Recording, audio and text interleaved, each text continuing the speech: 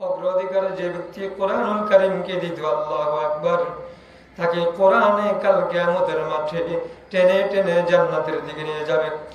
আর যে ব্যক্তি কোরআনকে সবসময় পিছিয়ে রাখতো, কোরআনকে পিছিয়ে রাখতো, কোরআনের কথা মতো চলতো না দুনিয়াতে, তাকে কোরআনে ধাক্কা দিয়ে জাহান্নামে নিক্ষেপ করবে।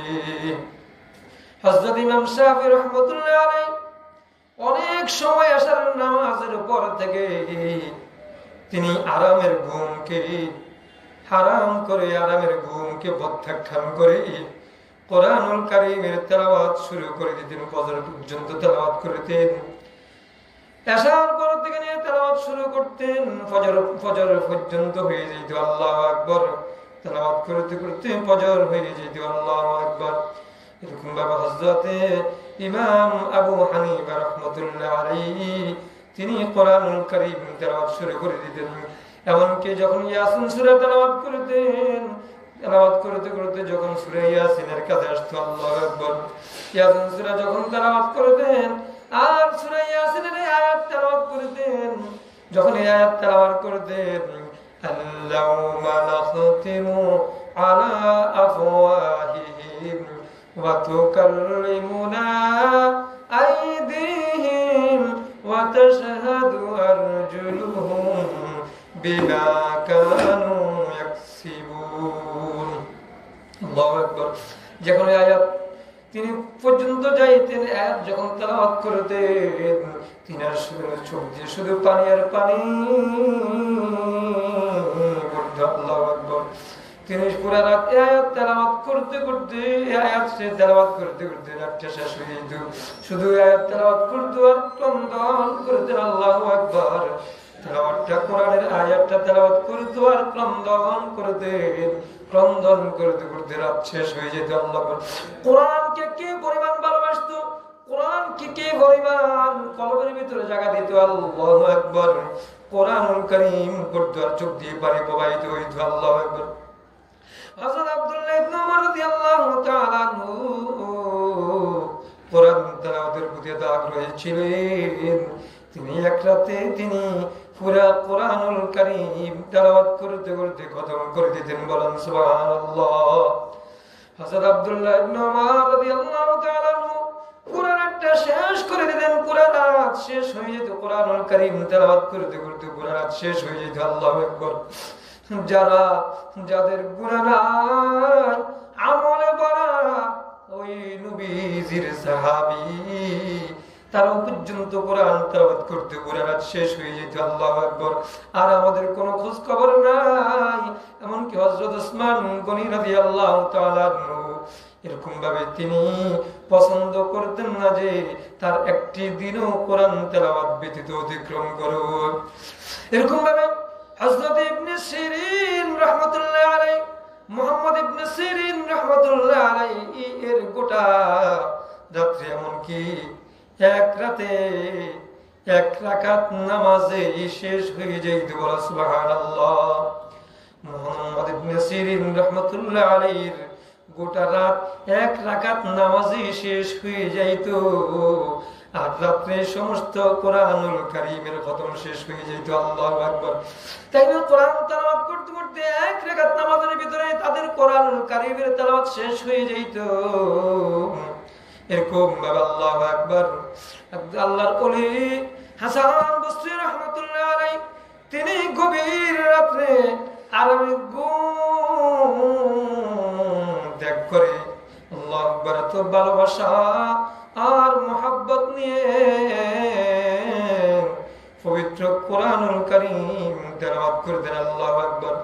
পুরা রাত তিনি হাসান বসরি রাহমাতুল্লাহ আলাইহি পুরা রাত আরামের ঘুমকে ত্যাগ করে, পরিহার করে কোরআনের ভালোবাসার মুহাব্বত নিয়ে পুরা রাত কোরআনুল কারীম তেলাওয়াত করতেন। আল্লাহু আকবার।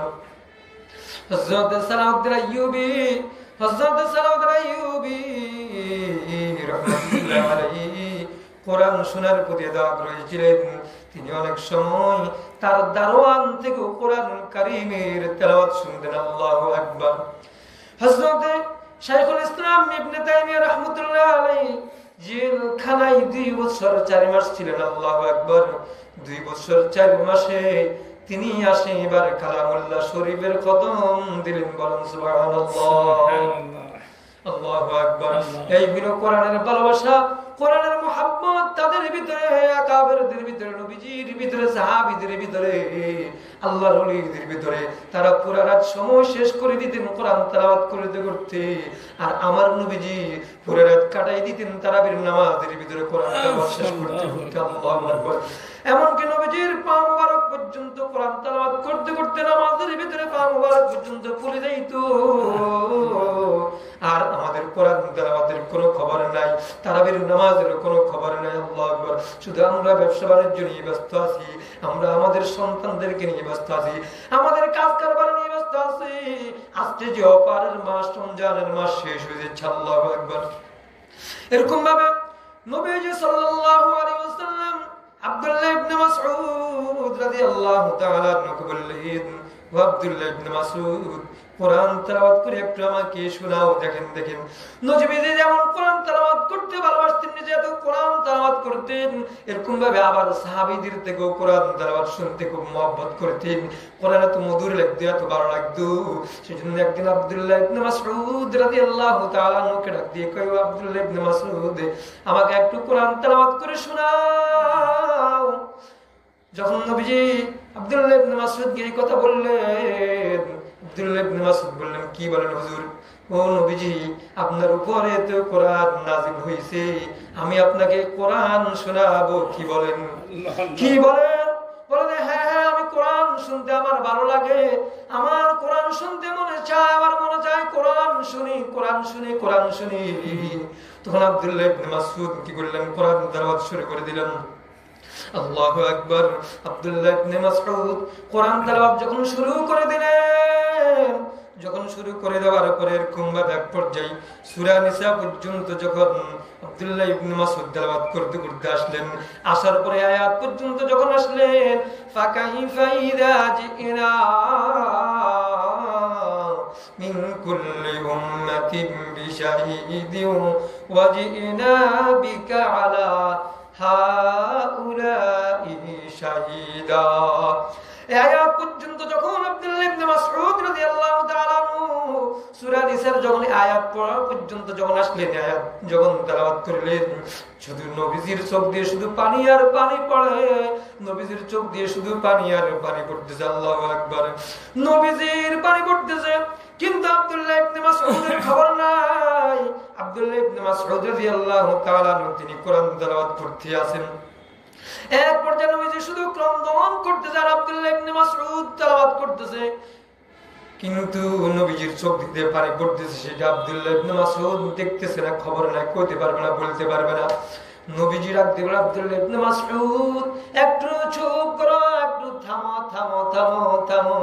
আল্লাহু আকবার। আব্দুল্লাহ ইবনে মাসউদ নবীজির দিকে তাকাইয়া দেখতেছে নবীজির 2 চোখ দিয়ে শুধু পানি আর পানি পড়তেছে। আল্লাহু আকবার। এই আয়াতের অর্থ হলো, যেই দিন, আল্লাহু আকবার, সেই দিন তাদের অবস্থা কেমন হবে, যখন আমি প্রত্যেক উম্মত থেকে একজন সাক্ষী হিসেবে উপস্থিত করব। যেই দিন আমি প্রত্যেক উম্মত থেকে একজন করে সাক্ষী উপস্থিত করব, হে নবী, আমি তোমাকে ওই সব লোকদের বিরুদ্ধে সাক্ষীর উপস্থিত করব। আল্লাহু আকবার। কারণ নবীকে প্রত্যেক নবীর উম্মত হিসেবে, প্রত্যেক উম্মতের থেকে একজন করে প্রত্যেক নবীর উম্মত, আর প্রত্যেকের বিরুদ্ধে আমার নবীকে দাঁড় করাবে সাক্ষী হিসাবে। আল্লাহু আকবার। এই আয়াত শোনার সঙ্গে সঙ্গে আমার নবীর চোখ দিয়ে শুধু পানি আর পানি পড়ে। আল্লাহু আকবার। নবীজি শুধু উম্মতের জন্য কাঁদতেছে, ওই মানুষদের জন্য নবীজি কাঁদতেছে, আর আমাদের কোনো খবর নাই। আল্লাহু আকবার। এভাবে দিন শেষ হয়ে যায়। এরকম ভাবে ওই কোরআনুল কারীমটা কাল কিয়ামতের মাঠে, আল্লাহু আকবার, ওই মানুষদের জন্য যারা কোরআনকে ভালোবাসতো, মহব্বত করতো, দিন ভরে কোরআন তেলাওয়াত করতো, রাত ভরে কোরআন তেলাওয়াত শুনতো, তারাবির নামাজে কোরআন তেলাওয়াত যারা শুনতো, আল্লাহু আকবার, যারা কোরআনকে ভালোবেসে বেসে, কোরআনকে মহব্বত করে করে ওই তারাবির খতমে তারাবি নামাজ পড়তো আল্লাহু আকবার, কোরআন কি শুনতো আল্লাহু আকবার। তখন কোরআনের ভালোবাসায় তখন তাদের জন্য কোরআন সুপারিশ করব। কারা কি পরিমাণ কোরআনকে ভালোবাসে, মহব্বত করে, আল্লাহ তো দেখতেছে, ওই কোরআন তো জানে। কোরআন সাক্ষী দিব আল্লাহু আকবার, কোরআন সাক্ষী দিব। কোরআন বলবে কি আল্লাহু আকবার, কোরআন বলবে আল্লাহ ওই হাসরের কঠিন দিনে কোরআন ডাক দিয়ে কবে আল্লাহ এই তো আমাকে খুব ভালোবাসতো, খুব মহব্বত করতো, আমাকে সবকিছু ছেড়ে দিয়ে শুধু কোরআন তেলাওয়াত করতো, আমার কোরআন অনুযায়ী সেই জীবন যাপন করতো।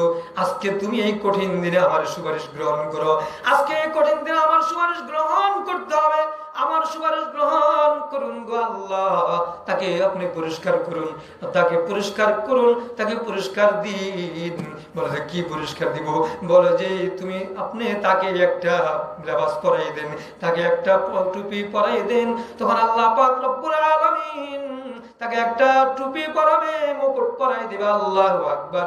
ওই কোরআনের ভালোবাসায় তাকে একটা মুকুট পরাই দিবে, টুপি পরিধান করাবে। টুপি পরিধান করার পরে ওই কোরআন বলবে না না তাকে আরো সম্মান করেন, এই সম্মান হয় নাই, আরো সম্মান করতে হবে, আরো সম্মান করে। তখন বলে ঠিক আছে, বলে তাকে একটা লেবাস পরাইয়ে দেবো, জান্নাতি পোশাক পরাইয়ে দেবো। বলেন সুবহানাল্লাহ।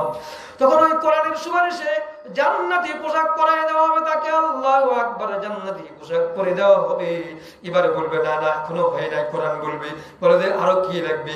বলে যে আপনি তাকে আপনি তার উপরে সন্তুষ্ট হয়ে যান, আপনি কোরআন ওয়ালার প্রতি, এই কোরআন যে মহব্বত করতো, আমাকে তেলাওয়াত করতো, তার উপর আপনি রাজি খুশি হয়ে যান। তখন বলবে ঠিক আছে আমি রাজি খুশি হয়ে গেলাম। তখন এবার বলবে ঠিক আছে আমি রাজি খুশি হয়ে গেলাম।